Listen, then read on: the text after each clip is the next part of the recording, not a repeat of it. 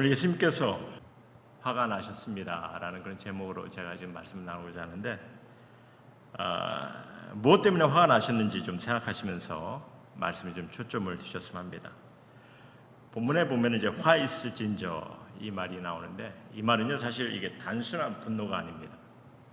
저주와 심판을 퍼붓는 말이에요. 그러니까 본문을 보시면 예수님께서 화가 많이 나셨어요. 사실 유대인들이 이제 성전을 장사하는 곳으로 만들었을 때도 예수님께서 분노하셨죠. 하지만 예수님께서 이렇게까지 화를 내시면서 화를 내시는 것뿐만 아니라 또한 이 무서운 저주와 같은 그런 질책까지 하시는 그런 경우는 사실 거의 없습니다. 그럼 왜 이렇게까지 화를 내셨는지, 예수님께서 화가 나실 그 내용을 우리가 들여다보면은 좀 알 수가 있는데, 예수님을 이렇게 화가 나게 한 저들의 실체를 좀 우리가 본문을 통해서 보게 되면 궁극적으로 두 가지를 보게 됩니다. 첫째는 뭐냐면 저들이 외식하는 자들이었다는 거죠. 외식하는 자. 종교 지도자라 하면서 하나님의 말씀을 전한다 하면서 오히려 외식적이고 가식적으로 그런 모습을 드러냈기 때문에 주님은 화가 나셨어요. 또 한 가지는 뭐냐면 저들의 눈이 먼 맹인이 된 그런 인도자가 되어서 화가 나셨습니다. 사람을 인도할 자로서 하나님의 백성을 인도할 그런 특권을 가진 자들인데 눈이 먼 채로 사람을 인도하고 있다는 거죠. 그래서 이렇게 외식하는 것, 그리고 눈 먼 것이 이러한 저들의 모습을 예수님께서 책망하시고 화를 내신 거죠. 그래서 오늘 본문 말씀을 쭉 보시면요, 13절 15절 보면 화 있을진저 외식하는 자, 16절에는 화 있을진저 눈먼 인도자요, 17절에도 보면 어리석은 맹인들이요, 19절에도 맹인들이요, 23절에도 보면 화 있을진저 외식하는 자들이요. 그래서 계속해서 맹인과 외식하는 것을 계속해서 반복해서 예수님께서 말씀하십니다. 이렇듯 외식하고 눈먼 자들을 향해서 예수님께서 많이 화가 나셨어요. 여러분들 외식이 뭔지 아십니까? 외식이라는 건요, 그때에서 무대에서 이렇게 가면을 쓰고 연기하는 그런 모습들을 가리키는 말로 시작이 됐어요. 그러니까 의식적으로 자신을 감추고 더 나은 모습으로 이렇게 부풀리는, 그래서 사람을 속이는 그런 모습을, 그런 행위를 외식이라고 합니다. 그래서 27절에 예수님께서 겉으로 아름답게 보이려고 한다 이렇게 말하지만 궁극적으로 사람을 속이고 자신을 감추는 그런 모습을 예수님께서 노하시고 화를 내신 것을 보게 됩니다. 눈먼 자는 뭐 다 아시겠죠. 정작 봐야 할 것을 보지 못하는 이들입니다. 욕심 때문에, 자신의 잘못된 관념 때문에. 그렇다면 먼저, 그럼 예수님께서 이런 화를 내시면서까지 심지어 이렇게 저주의 말까지 하셨는데, 그럼 이렇게까지 하실 무슨 자격이나 어떤 권위가 있으신지, 예수님은 그런 위치에 계신 분인지 하고 아마 때로는 더러는 반문하신 분들 계시겠죠. 네가 무슨 자격으로 또 이렇게까지 화를 내고 저주까지 하느냐. 그래서 사실 오늘 34절 말씀을 먼저 보겠는데요, 34절 말씀을 보시면 예수님께서 이런 말씀하십니다. 그러므로 내가 너희에게 선지자들과 지혜 있는 자들과 서기관들을 보내매. 여러분들 이 말씀을 좀 잘 보시기 바랍니다.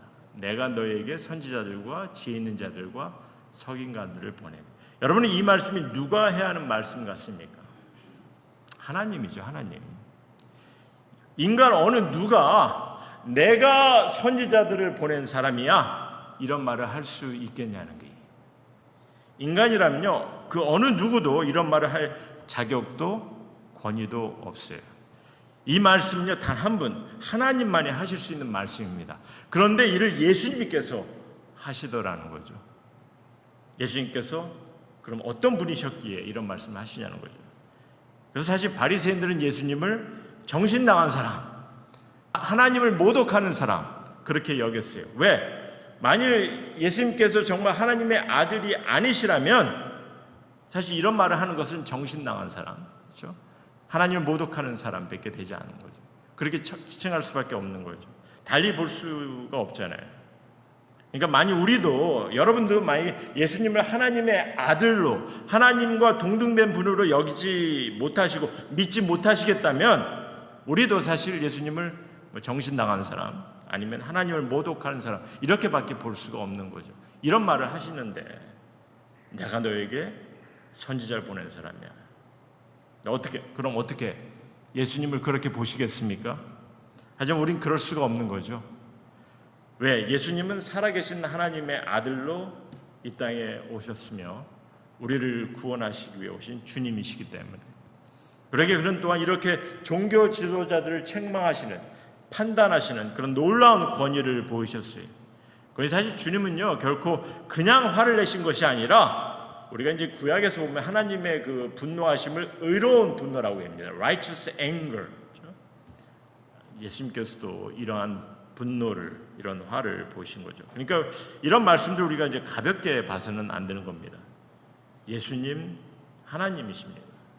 그분이 지적하시는 말씀인 거죠. 사실 오늘 이 말씀은 뭐 지금의 어떤 종교 지도자들인 뭐 사역자들 이런 사람들이 더 유의해서 봐야 될 그런 구절이기도 합니다. 하지만 요즘 이제 한국에 보니까 이단 세력들이, 물론 미국도 그렇게 했지만 이단 세력들이 얼마나 많이 영향을 끼치고 있는지를 보게 됩니다. 그리고 저들을 따르는 이들이 엄청 많더라고요. 한국에 뭐 통일교다, 신천지다, JMS도 뭐 이게 참 이해가 안 될 정도로 많은 사람이 그를 따랐더라고요. 뿐만 아니라 요즘 뭐 정치적으로 이렇게 영향을 끼치는 그런 교회들도 엄청 많이 있고요. 물론 이 처음부터 뭐 그런 잘못된 가르침에 빠져 들어가는 이들도 있었겠지만 사실 어떻게 보면요, 기존 교회에서 이게 신앙을 제대로 갖지 못하다가 이런 모략에 빠져서 잘못 이끌려서 이런 이단에 빠지는 이들도 너무 많이 있다는 거죠. 그래서 사실 오늘 예수님의 이 가르침을 보면서 물론 뭐 사역자들이나 종교 지도자들에게 주는 가르침이기도 하지만 우리 성도님들, 좀 교회를 오래 익숙하게 다니신, 신앙생활을 오래 하신 분들, 왜냐면 우리도 이렇게 교회를 오래 다니다 보면요, 교회를 오래 다니다 보면은 이런저런 이렇게 잘못된 가르침을 받을 때가 좀 있습니다. 그래서 잘못된 뭐 고정관념이나 잘못된 어떤 전통적인 그런 신앙감을, 그런 것을 받고 우리가 또 심취할 때도 있어요.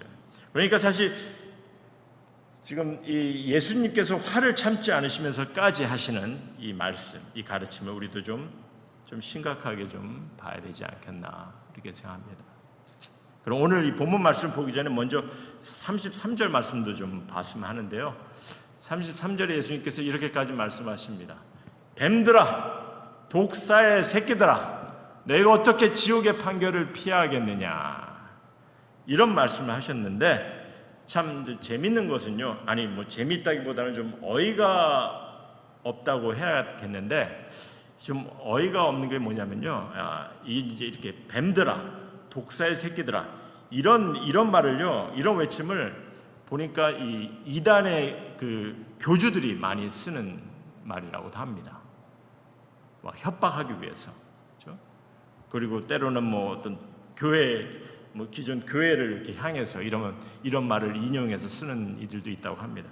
그리고 저는 사실 예전에 교회에서 교회 지도자들이, 목사나 장로들이 언성을 높이고 막 싸우는데 서로 이런 말을 하더라고요. 독사의 새끼들아 막 이러면서. 근데 참 그런 걸 들을 때 참 이게 부끄럽고 민망하죠. 이런 얘기를 들으면 사실 슬프기도 합니다. 지금 예수님께서는 지금 얼마나 분이 차고 화가 나시면 이런 말씀을 하셨겠습니까? 그런데 이렇게 예수님께서 하신 말씀을 가지고 다른 사람을 욕하는 용도로, 그러면서 본인은 좀 의로운 것처럼 이렇게 드러내는 그런 모습들을 보면은 참 안타까워요. 이 성경에 이 기록된 말이라면은, 보면은 성경에 기록된 말이라면 그냥 이게 무슨 의도로 쓰여졌는지 그냥 개의치 않고 전혀 상관하지 않고 자신의 입맛에 맞게 쓰려고 하는 이들도 때로는 있는 것을 보게 되죠. 예수님께서 지금 화가 안 나시겠냐는 거죠. 그런 모습을 보게 되면. 이렇게 말씀을 때로는 왜곡하는 이들이 있으니. 자, 그럼 예수님께서 화를 내신 그 본문을 좀 보기로 하겠는데요. 우리 13절, 15절 말씀부터 좀 보기로 하죠. 13절, 15절 말씀 보시면 제가 아까도 읽었지만 다시 한번 보죠. 화 있을진저 외식하는 서기관들과 바리새인들이여, 너희는 천국 문을 사람들 앞에서 닫고 너희도 들어가지 않고 들어가려 하는 자도 들어가지 못하게 하는도다. 화 있을진저 외식하는 서기관들과 바리새인들이요. 여러분들 어떻게 들리세요? 우리 성도님들은 좀 어떻게 들으시는지 모르겠지만 저는요 이것만큼 정말 못된 그릇된 행위는 없다고 봅니다. 왜냐하면요 이게 이제 주위에 누군가를 천국으로 이끄는 것은 사실 요즘 시대는 점점 더 어려운 시대가 됐어요. 누군가를 하나님 앞에 이렇게 이끌어가는 게 참 어렵잖아요. 쉽지 않습니다. 그럼에도 불구하고 우리는 노력을 해야 됩니다. 계속해서 시도를 해야 되는 거죠. 복음을 전하고 전도를 해야 됩니다. 신앙인으로서. 그런데 지금 아예 천국에 들어가려 하는 자들을 들어가지 못하게 한다. 그게 그냥 못하게 하는 것뿐만 아니라 아예 지옥에 들어가게 한다. 이렇게 예수님께서 말씀하세요. 그러니까 이것만큼 정말 못되고 잘못된 행위가, 잘못된 가르침이 어디 있겠냐는 겁니다. 그러니까 예수님께서도 화를 내신 거죠. 한 영혼이라도 다시 돌아오기를 찾고 고대하고 기다리시는 것이 하나님의 마음이에요. 하나님 아버지의 마음임을 우리가 봤어요. 1%의 영혼도 가치 있게 여기시는 하나님의 아버지입니다. 한 영혼이 회개할 때 천국의 잔치까지 벌리시겠다는 것이 주님의 마음인데 이건 천국에 들어가지도 못하게 할 뿐만 아니라 오히려 지옥 자식이 되게 한다. 이렇게 말씀하십니다. 사실 세상에 보면요, 이 지위를 결정함에 있어서 어떤 지위를 결정할 때 명예나 재산, 학위 이런 외형적인 모습을 통해서 우리가 사람들을 결정하는 그것이 통념입니다. 그래서 신앙인들도 보면 이제 외형적인 그런 행위로 이렇게 신앙의 기준을 세우고 사람을 판단하려고 할 때가 참 많이 있어요. 어떤 직분을 통해서 어떤 갖춘 것을 통해서 사람들을 구분할 때도 많이 있습니다. 하지만 하나님은요 외모로 사람을 판단하지 않으신다. 우리의 마음의 중심을 살펴보시는 분이라 성경 말씀하고 계십니다. 그러니까 사실 우리가 어떤 결론이 나와야 되냐면요, 이런 말씀을 듣게 되면 우리는 어떤 결론이 나와야 됩니까? 우리 모두가 다 똑같은 부끄러운 죄인인 거죠. 바리새인이든 사도든 목사든 집사든 그렇죠? 평신도든 다 똑같은 죄인입니다. 그리고 주위에 보면요, 배운 사람이든 배우지 못한 사람이든 부유한 사람이든 가난한 사람이든 성공한 사람이든 아니면 실패로 힘들게 사는 사람이든 신분과 사회적 지위의 차이가 없이 모두가 똑같은 죄인인 거예요. 그리고 주님은 이런 죄인들에게 천국 백성이 되게 하셨다는 겁니다.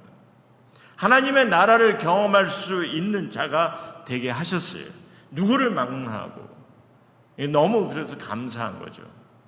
사실 우리가 그러기 때문에 비교를 해서는 안 되는 겁니다.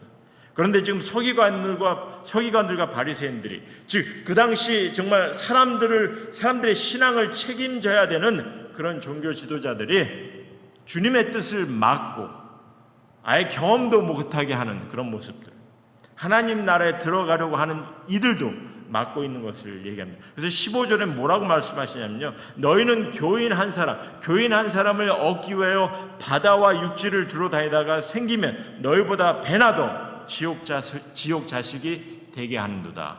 여러분들, 이게 지금 사람을 찾아다닌다는 것이 뭡니까? 전도행위거든요. 두루 다니면서 이 사람 저 사람 찾아다니는 것이 전도행위입니다. 근데 그런 열심을 보이면서까지 오히려 멸망의 길로 인도하고 있다, 이렇게 말씀하세요. 그럼 어떻게 저들이 잘못된 가르침을 했길래 어떻게 사람들을 그런 멸망의 길로 이끄는 자가 되었는지, 그 이유를 우리가 좀 계속해서 다음에 좀 더 보겠지만, 일단 저들은요 이게 까다로운 율법의 규례와 규칙을, 그러니까 종교적인 행위를 천국에 들어갈 수 있는 어떤 기준으로 세워버리고, 그래서 그것을 제대로 갖추지 못하면은 오히려 부담을 갖는 그런 모습들, 오히려 스스로가 좌절하게 하는 그런 모습들, 이런 모습들을 갖게 한 거죠.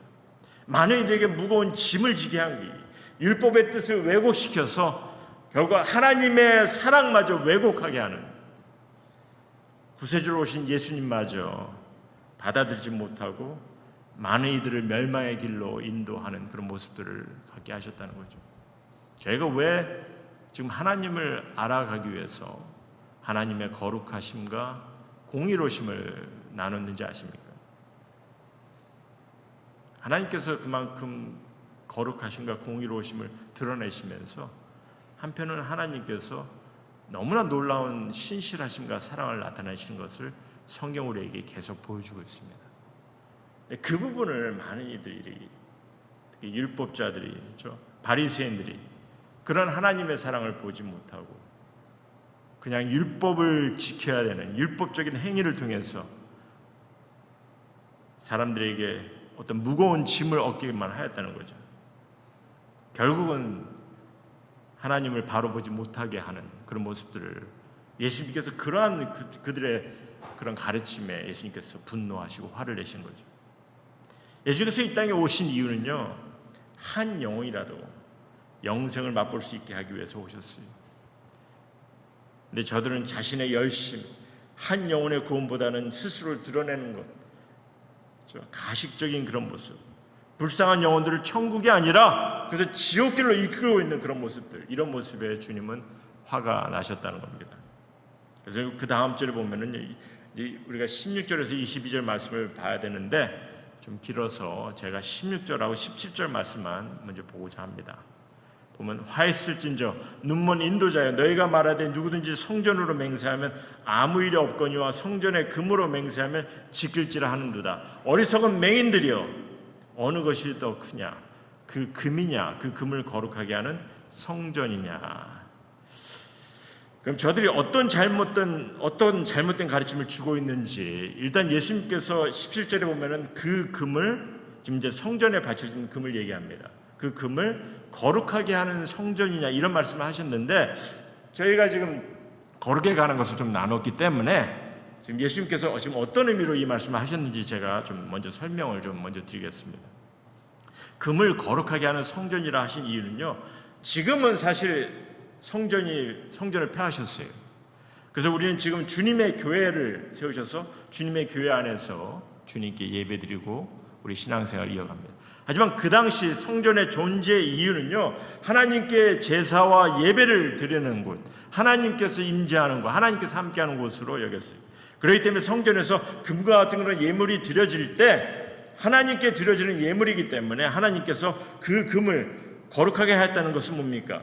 하나님께 드리는 예물로 속하게 한 거죠. 하나님의 드리는 예물로 거룩한 예물이 되게 하는 그런 모습입니다. 그리고 그런 곳이 성전이라는 게, 그러니까 이제 신앙인들에게 지금 이렇게 성전의 존재의 가치를 귀히 여기고 가르쳐야 되는데 오히려 성전에 드려지는 금이나 예물이라는 그 물질에만 더 무게를 두고 가르치고 있었다는 거죠. 좀 쉽게 다시 말씀을 드려서 우리가 하나님께 진실된 마음으로, 이게 뭐 예배든 예물이든 우리의 찬양이든 뭐 11조든 정말 하나님께 드려지는 그 마음이 중요한데, 그렇죠?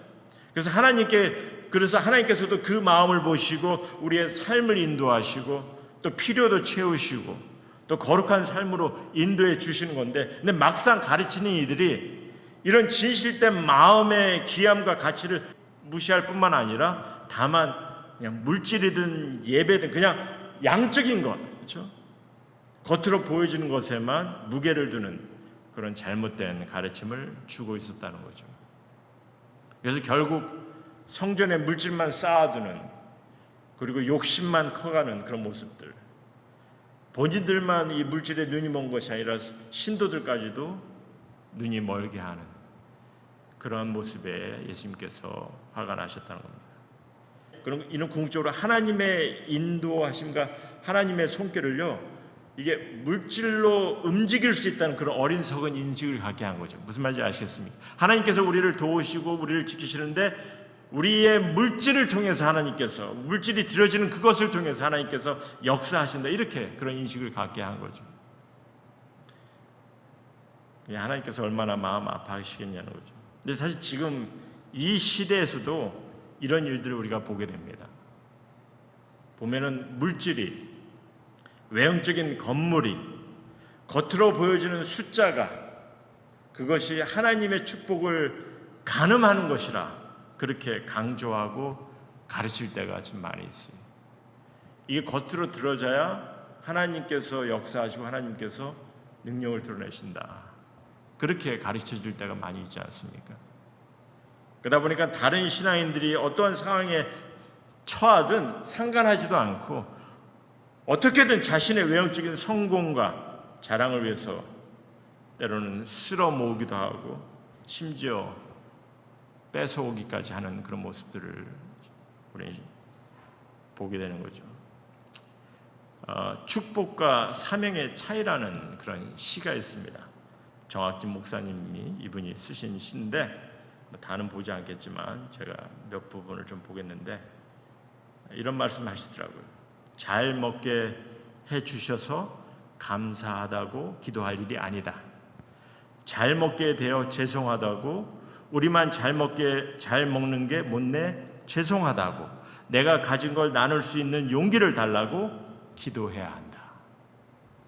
평생 한 번도 설교 요청을 받아보지 못하고 부흥회 한 번 해보지 못한 동역자가 있는 한 더 이상 부흥회를 인도하는 것은 자랑이 아니다. 두려움이다. 빛을 지고 살아왔다. 사랑하는 이를 잃고 가슴 아파 울고 있는 교우가 있는 한 더 이상 내 자식이 건강하게 자라는 게 복이 아니다. 남들보다 앞서고 칭찬거리가 많은 게 자랑이 아니다. 입 다물고 겸손히 그분의 은혜를 기억해야 할 일이다. 여러분 지금 제가 나눈 이 목사님의 이 시가 얼마나 지금 이 현실적인 하나님의 그러니까 하나님의 말씀을 잘못 이해하고 잘못 가르치는 이들을 나름대로 서술하고 지적하고 있는지 보시는지 모르겠습니다. 보셨으면 합니다.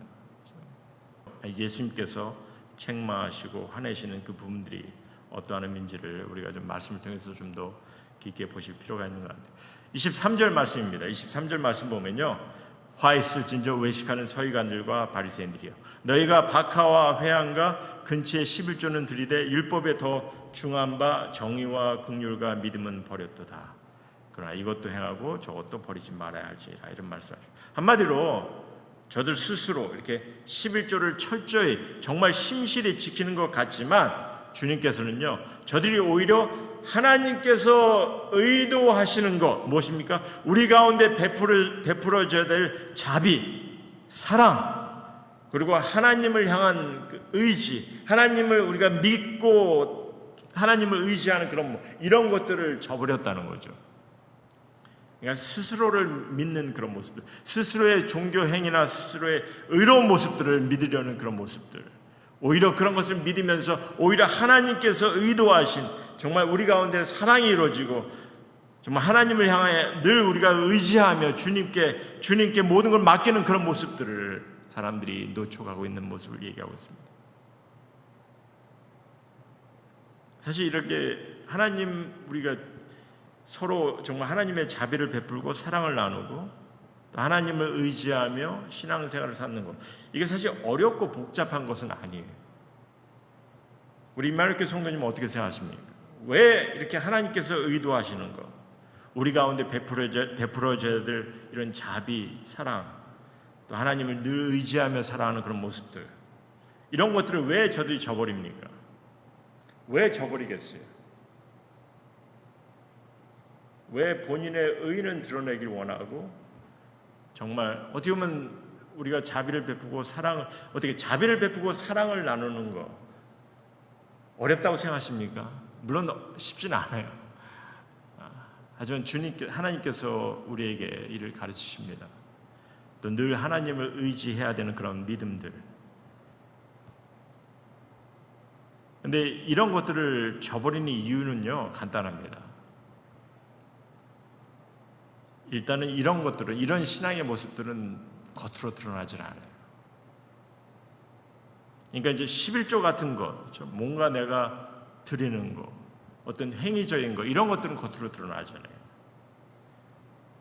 근데 우리가 정말 진정한 마음으로 누구에게 관심을 갖고 사랑을 베풀고 마음을 나누는 것, 하나님을 온전히 의지하는 이런 모습들 드러나지 않는다는 거죠. 밤낮 지켜봐야 아무도 알아주지 않는다는 거죠. 그러니까 어떻게든 이러한 것들, 어떤 종교적인 행위와 연결시켜서 나름 또 그걸 보이려고 합니다. 그리고 많은 경우 이런 것들에 사람들이 관심이 없는 이유가 관심을 갖지 못하는 거예요. 드러나질 않다 보니까. 그러니까 져버리는 거예요. 자기네들이 보일 수 있는 것들만. 그래서 예수님께서 분노하십니다. 이런 잘못된 가르침. 사실 우리는 이러한 것이 얼마나 잘못된 가르침인지 모르고서 신앙생활 할 때도 참 많았던 것 같아요. 여러분들께서 이런 예수님의 말씀을 좀 더 진지하게 좀 생각하셨으면 합니다. 근데 이제 예수님께서 이런 가르침을 하시면서 제가 좀 마지막 결론만 좀 말씀드리겠는데, 근데 이제 37절, 38절 말씀을 이렇게 말씀하십니다. 37절, 30 말씀 보시면 예루살렘아 예루살렘아 선지자들을 죽이고 내게 파송된 자들을 돌로 치는 자여 암탉이 그 새끼를 날개 아래 모음같이 내가 내 자녀를 모으려 한 일이 몇 번이더냐. 그러나 너희가 원하지 아니했도다. 보라 너희 집이 황폐하여 버려진 바 되리라. 지금 예수님은요, 그 당시 유대인들에게 가장 중요하고 정말 저들이 성스럽게 여기는 그런 성전을 뭐라고 하십니까? 너의 집 이렇게 얘기하세요. 하나님의 성전이 아니라 너의 집 이렇게 얘기합니다.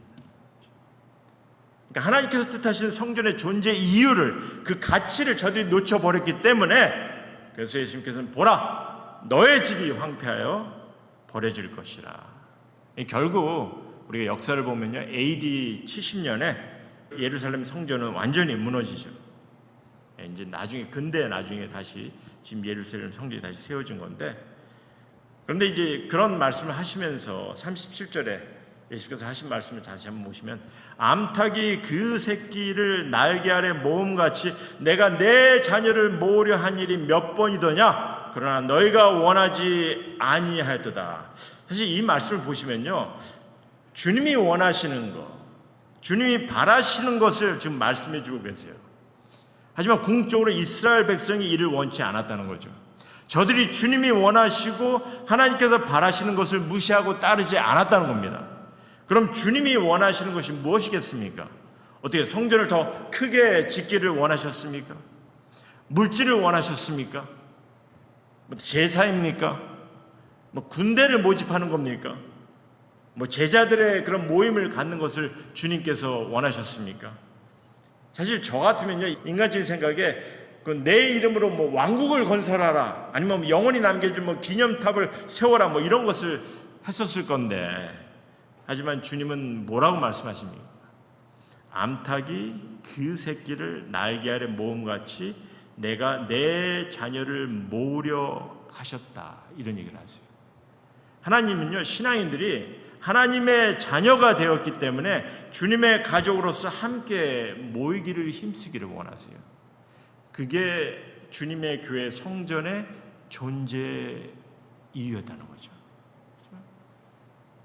그럼 어떻게 이 결론이 맞는 것 같습니까? 아마 더러우니 아니 예수님께서 이렇게 막 화를 내시면서까지 좀 잘못된 가르침을 막 질책하시고 책망하셨는데 결국 그렇게 화를 내시면서 이게 결론이냐 하고 의아하시는 분이 계실 거예요. 이게 결론 맞습니다. 사실 저도 이렇게 생각을 합니다. 우리가 신앙인들이 되어서 하나님의 자녀가 되어서 이게 주님의 가족으로서 함께 모이는 것이 이게 무엇이 어렵길래 이를 깨닫지 못하고 예수님을 화만 나게 하였는지 저도 그게 의문이에요. 사실 우리가 함께 모여서 주님의 성전 안에서, 주님의 교회 안에서 주님의 백성으로, 주님의 자녀로 함께 모여서 주님을 찬양하고 주님의 이름을 높이길 원하셨을 뿐만 아니라 왜 모이길 원하셨겠습니까? 하나님의 사랑을, 주님의 사랑을 배워서 그 사랑을 나누길 원하시는 그런 주님의 가족을 그냥 겉으로 드러나는 그런 외식하는 그런 잘못된 가르침을 붙잡고 있는 것이 아니라 눈이 어두워질 정도로 눈먼자가 되어서 주님의 뜻을 보지 못하고 그냥 내 그냥 드러내는 것들만 위해서 사는 그런 신앙의 모습이 아니라 내 자신을 위한 그런 신앙의 삶이 아니라 정말 주님께서 무엇을 뜻하고 계신지 이를 주님은 보기를 원하시는 거죠. 요즘 신앙의 어떤 전통적인 그런 관념, 저들이 추구하는, 요즘 신앙인들이 추구하는 이런 것들을 바탕으로 해서 우리가 좀 예수님께서 어떤 것에 화를 내셨을까 좀 이렇게 생각을 해본다면 어떻게, 예수님께서 너 성경 공부 제대로 안 해? 왜 제대로 안 해? 아마 그래서 화를 내셨을까? 우리가 금식을 안 했으니까, 너 규칙적인 기도 생활을 안 했으니까 화를 내셨어야 하는 거 아닌가? 어떻게 생각하십니까? 교회 건물을 멋있게 짓지 않아서 예수님께서 화를 내셨겠습니까? 이런 것 때문에 화를 내신 적은 없다고 봐요. 주님이 원하시는 것은요, 다른 것이 없죠. 우리 하나님, 예수님, 어떠한 분이신지를, 우리 향해서 무엇을 뜻하시는지 바로 알기를 소원하십니다. 그래서 속과 겉이 다르고 진리를 왜곡하고 잘못된 고집에 빠져서 신앙생활하는 것이 아니라 정말 진리 가운데 거하며 복음의 진리를 붙잡고 우리가 사랑과 신실함으로 서로를 섬기고 주님의 교회를 세워나가며 정말 세상의 빛과 소금의 역할을 감당하면서 주님의 품 안에서, 주님의 교회 안에서 하나님의 가족으로 나는 주님의 사랑을 받아 이 사랑을 감당하며 주님의 일들을 이뤄가며 주님께 영광 돌리는 그런 삶을 살기를 원한다. 신앙인들의 정말 주님의 가족으로 함께 모이는 그 모습을 통해서 주님의 일들을, 주님의 사랑을 나누는 그런 나의 모습이 되길 원한다. 이것이 주님이 원하는 그런 우리들의 모습이 아닌가 생각합니다. 외식하는 자가 아니라, 눈먼 자가 아니라 우리의 마음을 정말 진실되이 주님께 향하고 드릴 수 있는 그런 모습들. 근데 그런 모습들은요, 그냥 주님 앞에 드리는 그런 순간으로 끝나는 것이 아니라 여러분들께서 정말 주님께 그런 마음을 진실되이 드리기 원하는 그런 마음을 갖고 계신다면요, 결국은 우리 안에서 서로를 존중하고 서로를 바라보고 서로를 의지하고 또 서로에게 감사드리며 함께 주님의 사랑을 나눌 수 있는 그 순간들을 또 경험하길 원하시는 거죠. 여러분, 하나님께 향한 관심이 있으십니까? 얼마나 많이, 그래서 여러분의 마음을 드리고 계세요? 사실 외식하는 자, 눈이 먼 자 제대로 할 수가 없습니다. 실질적으로 우리가 이거를 드릴 수 있는 순간은요, 매 순간 이루어지면 참 좋겠지만 일단 주님은 주님의 날에 우리를 거룩하게 하시길 원하시는, 우리에게 거룩된 이 날을 주님께 온 마음을 들여서 주님의 사랑을 우리 안에, 우리 가운데 세워나가며 경험하고 나누기를 원하십니다. 저는 때로는 이런 얘기를 많이 합니다. 우리는 세상 사람들에게 우리 예수 그리스도 부활하셔서 우리와 함께 하시고 우리의 삶을 지키시고 인도하신다. 그런 얘기를 우리는 때로는 많은 세상 사람들에게 얘기를 합니다.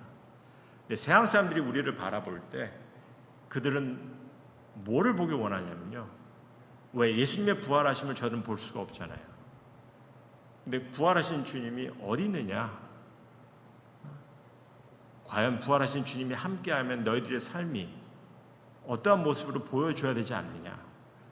뭔가를 보길 원하는 거죠. 그들이 뭔가를 보길 원하겠습니까? 우리가 그냥 잘 되고 잘 나오고 성공 이런 모습만 보길 원하겠습니까? 아니죠.